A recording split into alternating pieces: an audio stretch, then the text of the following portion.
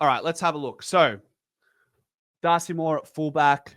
He will probably play on Charlie Curnow while also considering that Harry Mackay will be there. So let's go Darcy Moore. Where are you, buddy? All right, yep. We'll go Jeremy Howe. Maybe he plays on Charlie Curnow from time to time. Darcy Moore goes on Mackay. Billy Frampton might be on the bench at times. In the other pocket, you can have an Isaac Quaynor, who might have an assignment on like a Jesse Motlop. Jesse Motlop is someone who has been performing really well while the team hasn't been going well. So I think Quaynor has some work to do there, and that will be a really good, entertaining sort of matchup to earmark going into Thursday night. Centre half back, let's put our man Billy Frampton, and then on the half back flanks, you're looking at Josh Dacos and Dan Houston. So Dan Houston is available despite the nose issue. And we're looking for Josh Dacos and Dan Houston to do some serious damage against a Carlton side who are struggling to deal with defending ball movement from their forward half coming out of Collingwood's back half. On the wing, you're probably looking at a Harry Perryman who will probably rotate through the halfback flank at some point. He hasn't seen much midfield time recently. We'll put the other Dacos there. That other Dacos is Nick. And then Lipinski, who played really well against Footscray, I felt, and has been putting in some good work over the last, the course of the preseason and the early stages of the year. Our high half forwards typically have been Lockie Schultz and Bo McCreary, who has been featuring in some centre bounce attendances as well. So don't be surprised if he comes into the midfield a little bit more against a hard nut inside heavy midfield, Carlton midfield side. So I guess who will they be playing on as your defensive halfbacks in Carlton? I mean, you've got players like Cowan, Zach Williams is not available. Adam Sard is there as well. Centre half forward, we can put a Membry there. Tim Membry. Forward pocket, usually you've got Bobby Hill and Jamie Elliott who have that aerial presence. And then full forward, you'll put Mick Stay. Where's Mick Stay? Now, obviously, you're probably going to have Brody Myercheck start there, so don't stress too much about this. And then we'll go Darcy Cameron, who's got a massive job against Tom De Koning. Like that will certainly dictate a lot of how the game pans out. Hopefully, I'm not looking for Darcy Cameron to win the contest necessarily. I'm just looking for him to have his own moments in certain phases throughout the game. Now, so you're probably putting the two old fellas, the buddies, the duo, in Pendlebury and Steel Sidebottom. What do we do here? Yeah, all right. Selected those two. Interchange. This is where it gets interesting. So Jack Chris will be there as well, of course. You've got Geordie to go. Guys, like, by the way, don't stress that these guys are on the bench. Just all that matters is they're selected in our starting 22. Who else have we got?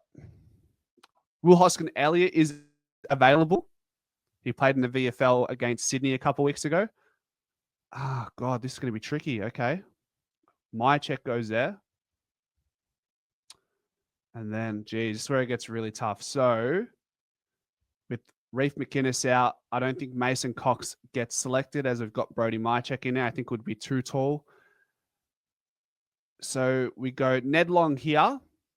And I think what we get is Ed Allan as the sub. Now, in Fly's presser, he mentioned he's dominating VFL. They want him in the side. They believe he's ready to take the next step at AFL level. He said it's a selection headache. I think he comes in. Now, that could either be Will Hoskin Elliott. That could either be, like we said, Ed Allan. I just don't see how Mason Cox fits into this tall side right now. He played well against Footscray, but just not well enough to keep out Brody Myercheck. And you can't have too many talls, and especially in a time in the AFL where the the speed of ball movement and the speed of players at ground level is just, you just have to match that, if not be the faster team in general. But yeah, I reckon I've got Ed Allan as the sub.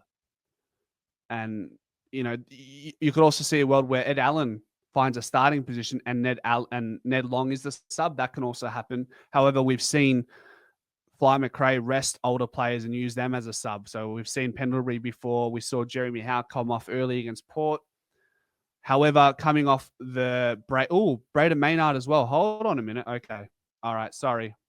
We've missed the cue here, says David. All right. So Braden Maynard, of course. Where are you? It gets even trickier because Markov is available as well.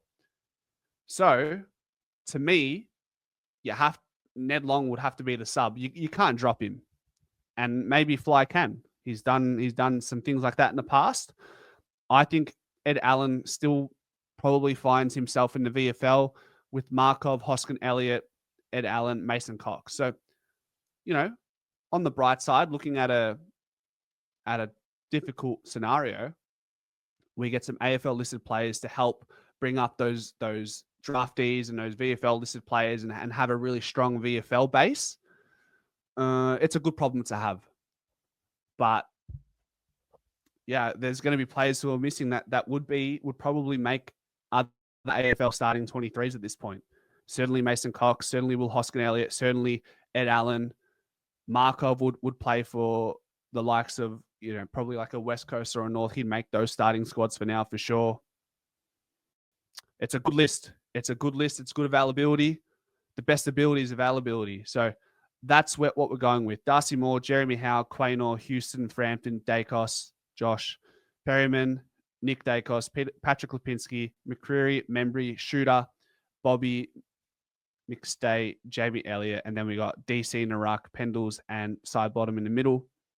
Crisp, DeGoey, Myercheck, Maynard, and like I said, don't worry about these guys being on interchange. I just saw other players before them. Doesn't mean they're not going to be starting. Like, these guys could all very well be starting on the field, right? And the sub will be Ned Long. I can't see Ed Allan being brought into the side in exchange for Ned Long. Like, that would just kill him. He's just signed a contract extension. You could argue he should be starting Ned Long. So for him to be dropped would be disappointing, wouldn't it? So that's that. That is that. I'll leave you guys with that. Are we happy with that?